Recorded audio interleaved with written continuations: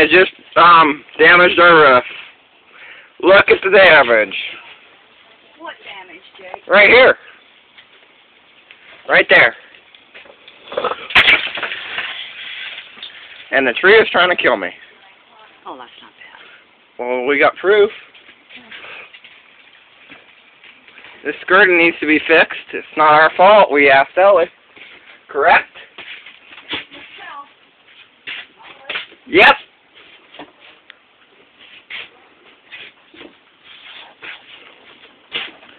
So I'm going to get a different view. You got enough pictures, okay?